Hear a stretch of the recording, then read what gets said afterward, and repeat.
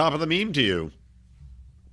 Top of the meme to you. I don't even know what to say to that, but good afternoon. Good to see you again, Brian. It's been a long time. It has clearly been several days between the last time. I hope you're into the topic I listed. I didn't run it by you, but I don't know if you've been paying attention before we get into our memes to the Liberty thought that hoe over there drama going on. Have you been paying attention? I'm not, and I'm, So I'm not even talking actually about have the a. Eliza stuff. I'm talking about different stuff. No, I know. Yeah, well, yeah, we could talk about either of those, but so I actually have a little backstory to that. Ooh, is So it when you? this, Are you behind the Liberty thought? Or are you I just am finding chicks in actually the yoga Liberty pants? chick. It's a mask I put on. It's a lot of makeup. It's a lot of work, but it's worth it, I think. No, so somehow I stumbled across her like before she like blew up and even started talking about any libertarian stuff. And she had an account, yeah, the same account she has on Instagram. But I saw she was talking about um, vaccines and about how she thinks it caused her son's autism, and she had quit her job as a physician's assistant because she didn't agree with them pushing vaccines. So I'm like, oh wow, that's pretty admirable. I'm going to reach out to her, see if she wants to talk about it. So I send her a DM. We're talking back and forth, and I'm telling her about my show and it'd be a good fit. And I'm like, yeah, let's get you set up to come on. I'll interview you. And she's like, let's do it on Instagram. I'm like, no, it's not on Instagram. We're going to do it podcast. We're going to Yeah. record a podcast. We have thousands of listeners, big audience. She's like, no, I want to do it on Instagram. What? Okay. So we ended up kind of talking like, all right, like we tentatively scheduled, like we'll talk again in like January after the holidays because this was like before Christmas. And then all this other stuff started happening. So I'm like, forget that. I'm not even not touching going this. to touch that third rail. Well, I mean, Yeah. it's interesting. Like, I did a rant on it on Good Morning Fuckhead, and it's one of those things where it's like I get it because there was some chick, this has got to be a year ago now, who was the surface level, I'm a libertarian and I'm a hot chick. And I remember she was like some hot blonde, right? And I followed her and I was like, all right, let's see what she has to say. And then I'm getting into it. I'm like, oh, this chick's just tweeting out stupid ass shit. Like literally, like, I hate commies. And, like 100 people Yeah, like it. yeah. 100 desperate bearded autists like it. And I'm like, okay, you're clearly you're a scammer. You're a grifter here. You're just doing it because this is you're tweeting out the most surface level garbage and just using the fact that you're attractive.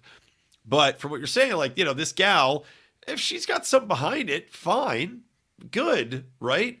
But the thing is, even if she doesn't, it's still the marketplace, man. It's still like the market of what's going on. Let's not pretend that sexuality is not a thing. And Yeah. I don't know if you don't like it, don't follow her. But it's like I don't have. While I don't like grifters in the space, it should be expected. Yeah, I don't have a problem with her like from that perspective. Like, and I know exactly like the type of account you're talking about. There's Yeah, so many of them on Twitter, tons, and tons. reading through the comments of all the white knights there, it's just makes Yeah. me want to vomit. But I mean, I think this Liberty chick is actually like a legitimate person. I don't think she's a Fed. Maybe I'm wrong. Who knows? I could be fooled. But I just think she's she's trying to get notoriety, trying to get attention. I just think she's gone about it in totally the wrong way. And it's Mhm. just cringy just to watch her calling out the Mises Caucus and saying, I want to interview Nicholas Sarwark. And um, I don't know, maybe she said she's been involved in her local chapter or whatever. What I don't know, who cares? But get to know the space a little bit, Right. ask questions, talk to people. You don't need to come on the scene and just start throwing stones at people. And I don't know. She's gone about it It's the wrong it's way, the in my opinion. classic. It's the classic. I'm desperate for attention, so I'm going to start punching up at everyone and everything in order to elicit a Yeah. reaction. And in the meantime, post booty pics in my yoga shorts. Yeah. Well, I mean, look, it's probably a very effective tactic. I'm not going to lie to you. Well, it obviously is very effective. Have you ever Yeah. been on Instagram or Twitter or any social media? Yeah, I mean that's exactly. It's like the marketplace for hot chicks is definitely thriving, and yeah, I mean like there's plenty of people, and that's okay. So you got this pretty chick coming on board, and then also you've got people that clearly there's a lot of people that hate the Mises Caucus, and there are an equal number of people that love the Mises Caucus. So coming out, taking shots at them, if you're trying to make a name for yourself, is probably it's almost like. I'd said this on another podcast I did recently with Remzo. It's like that show Velma that I hate so much, right? That I talked about.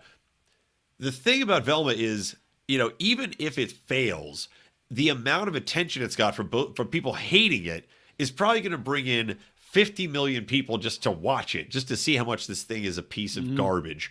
And then of those 50 million, 10 million are probably stupid enough to enjoy it. So they'll stick around, and the show's a success. The Liberty hooker movement here could be the same thing. All she has to do is get enough people to look at her profile and go, "Hey, that's a hot mom, and she's libertarian. Okay, fine." And some of them will agree with her, some of them won't. But if she gets enough eyeballs on there, then she'll have a following. So Yeah, I mean, I'm not saying it's not going to work. It's obviously working. I think she's grown a pretty big following in a pretty short time. And in fact, I think I've seen this from her account on Instagram, sort of advertising to help others how to grow a following. So I don't know if it's all about just growing a following, whatever. It's a free country, free market. Do what you want to. That doesn't mean I have to care about what you say. No, exactly. And it's already something where I think I clicked on her Instagram, and I clicked it once, and I didn't follow her on Twitter. I don't care enough to follow her, but I already saw her posing with a water bottle or something, like the Instagram gal thing, where it's automatically trying to promote right away. So I'm like, okay, this is the end game. Clearly, this is the end game for this chick. It's not, maybe it started with her, quitting her job and doing whatever, but the end game is getting enough followers that she doesn't have to work and can pose in yoga shorts and, talk about whatever the fuck products they want to get paid to talk about. So there you go. There's a big market for that. And like I said, people can do what they want to, but I don't have to listen to your I don't have to listen to your liberty takes. No. I'll follow you just for the booties, just for the boobies and the booties. All right, well, on to the memes. Do you have anything spicy to kick us off with, John? So, I have 4 memes, but they're kind of packaged, 2 and 2 almost on the topic. So I'll do my first one here. And I don't know, I wouldn't call it spicy per se, but it's a good meme. Once again, John, not unable to find his memes every show. There we go. I have the same one. So we got a tweet from Michael Cerulio, which says, breaking, Putin is negotiating with the Taliban on the purchase of U.S. coalition military equipment that was left behind in Afghanistan as a result of the U.S. hasty withdrawal in 2021 for use in the war, blah, blah, blah. And then a quote tweet from Lee, parentheses, discreetly. I don't know who this guy is. Brilliant tweet, though. He says, excited to watch American military vehicles driven by Russians square off against American military equipment driven by Ukrainians. It's perfect. The perfect tweet. It is very funny. I bet I know the linked tweet that you're going to use, by the way. I'm 99% positive I know where you're going with it. But it is very funny. And the thing is, the irony is, I think actually the Ukrainians are going to have worse U.S. sponsored equipment. Aren't we sending over Abrams M1 tanks or something? They're not going to be our best tanks. They're going to be older tanks, I think. I think so. And we had all of our best shit in Afghanistan. Yeah. So the Russians they're going to get all of the best crap for pennies on the dollar. And now the Chinese and Russians are getting all of it. It's just it's remarkable, really. It encapsulates so perfectly the stupidity of every single foreign entanglement the United States gets involved in. This is the other one. I'll just go to my next one. Is this what you were thinking I was going to put up?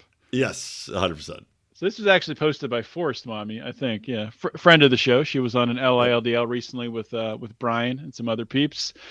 So I don't even know how to describe this one. So at the top, you got the Fed guy with the earpiece in talking to a Muslim with a what's it called? What they wear on their Yeah, head? like the turban. Turban. And the Fed guy says it's cheaper for us to leave all of our military weapons behind. Here you go. And the Muslim says, "Death to America." Then on the bottom, you have a degenerate, or I don't know, if degenerate's the right word, but you just got derp face. What do they call it? The boogaloo boy. Hillbilly boogaloo boy talking to a Fed. The hillbilly says, "Can I have a short barrel rifle without a special permit?" Fed says, "Straight to jail." That's where we are. Yeah, it's good stuff. It's good stuff. The question is, if you liberated one of our own weapons from Afghanistan and managed to bring it home, would they allow you to keep it? Well, they used to have that program. It was like where they took all the tanks from like Iraq and they gave them to like local municipalities and townships, police departments. Like, here you go. Yeah, you need this in Podunk, Georgia, to go and blast people's doors in that are drug dealers. Well, I was thinking, like, Trump, remember I think Trump actually ended that program, so good for him. If that's actually true. He did some good things. He did. I remember you used to be able to bring home guns from war. Like my grandpa had his old World War II rifle, but I don't think they let you do that anymore. They may give it back. Maybe he wasn't supposed to take it. He probably wasn't. He probably was just probably like, not. Probably shouldn't have said that out loud. Now they're going to be searching for your grandpa's rifle. They're going to have to dig him up and go through his coffin and pull it out. I did shoot it, though. It's fun. All right. Well, I've got a couple here. One just came from today because Adam Schiff was trending, and it just came up, and it's like, it's not even related to anything specific, but the phrase that was trending was "what a POS," and of course this can apply to almost anybody, but it was clearly started by conservatives because it was predominantly talking about Democrats. But they had a great picture of Adam Schiff's head with a cigarette sticking out, pasted on the sea captain from Jaws, and of course the famous line in Jaws is, "We're gonna need a bigger boat," but this says, "We're gonna need a bigger hoax," which is pretty good. Funny. The face and the eyes are what always do it with Adam Schiff. He's so creepy, man. Like, it looks like a turtle that smoked crack, and it's just like his head pops out. It's just like, it's almost like Guado popping out of Quaid in Total Recall.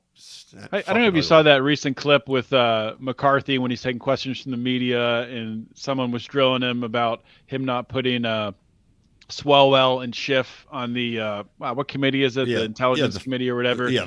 And he basically said, if you knew like what I knew about them, how they've just like basically leaked documents and lied and all this shit, then I mean, of course I'm not going to put them on this Intelligence Committee. That's ridiculous. It was actually pretty good by McCarthy. Yeah, and especially Swalwell was on there even after it was public that he had been fucking a Chinese spy. A literal Chinese spy, a honeypot. He had been having sex with her for a year, cheating on his wife, and yet somehow was not removed from the House Intelligence Committee. I mean, Jesus Christ. Unbelievable. His excuse was probably, I knew she was a spy the whole time. Yeah, I was honeypotting her. I got a lot of great data out of her. Like how deep the average Chinese spy's vaginal canal is. Valuable information for our country. I'll Speaking of foreigners, this cracked me up, and it's just, I don't know what the hell the AP was thinking. We Are Libertarians shared this, but many people have. It's from the AP Style Book. And AP Style Book, for those of you who don't know, the Associated Press puts out recommendations on how you should write in newspapers, or for people like me in public relations, the standardized style for writing. But this says, we recommend avoiding general and often dehumanizing the labels such as the poor, the mentally ill, the French, the disabled, the college educated. Instead, use wording such as people with mental illness, yada, yada. But it just is so funny. And everybody globbed onto the same thing. The French? Dehumanizing labels. Wait, why is college educated dehumanizing? I don't know. Well, I kind of do understand that one, actually. That one, I agree. That one makes anybody who went to college isn't human. They're robots. Yeah. But it's so funny. That Dehumanizing the is French. good. Sacre bleu! How dare you appear? Société Presse, I speak. So that was fucking hilarious. And I've got one more. Do you have any more? I'll go. I got two more. So I'll go Okay. with. I got two more that are related. So we got CEO of Pfizer. I forget his name. Something foreign. Yeah. But it says underneath it, Pfizer, pleased to announce their new vaccine, 90% effective against new viruses they created. Of course, this goes to the Project Veritas Yeah. director who was on a date saying that Pfizer was going to create variants in order to create vaccines for those variants. Yep. I had what I thought was a pretty funny tweet, because if you watch it, it's a gay man on a date, and I think it's like the third one I've seen now of gay men on dates that Project Veritas has honeypotted into being on camera. It's at least that many, yeah. Right? I mean, it's uncanny. And so I tweeted out that, a quote, "We've got to stop letting these horny gay men know all our most nefarious secrets." And that was the Pfizer board. Well, it was funny for a while. It seemed like Project Veritas was first going after it would be a chick, setting up like Yeah. a hot chick with some nerdy guy, Yep. and they would just spill everything. Yep. And then people probably figured that out. Like, all right, if this hot chick is into me, she's probably trying to set me up. So now they're going after the gays. Yeah. Because, look, nerdy gay guys are very attractive to many other gays, It's like that type. It's like the top bottom scenario going on there. So my last one here is, did you have a meme for the Project Veritas thing? I got just one more. So it's Okay, it's that guy, the director. Underneath it, he's got this crazy look on his face, and it says "fired" with a PFIRED. I love it. All right, my last meme is from a wonderful gal named Vanessa Chase, who I actually got to meet. She came out for when Robbie the Fire did the comedy show out here in LA. Got to meet her. She's a cool broad, and she had tweeted out a picture. And I don't know where she got the meme from, but it's pretty funny. And it says, it's a grotesque little doll with an evil-looking face, a smug, evil-looking Ugg face. And it says, "This doll looks like it's about to lecture me on my carbon footprint." That's too good. The Thunberg. It's like the Greta Thunberg Cabbage Patch Kid. It's actually probably about the same size too. She's not very big, Greta Thunberg. She is small. Well, she's very climate savvy. So God knows she's probably eating, soy curd and whatever else that these vegans eat that is never actually good for you, and typically isn't even good for the environment. You have to process it. You have to flavor it. You have to package it. It's not good for anything. Yeah, tons Eat of some waste. Growing all of these potatoes and peas to extract the protein out of them, and killing all the little rodents and varmints that would normally be using that land. Won't someone think of the varmints? That's what I say. That's what I always say. I always say that, actually. All right. Anything else? Otherwise, we'll wrap it. Nope. All right. We got a comment. What's this? Just so we laugh at it. Straight to jail. Straight to jail. All right. Goodbye. Happy meeting.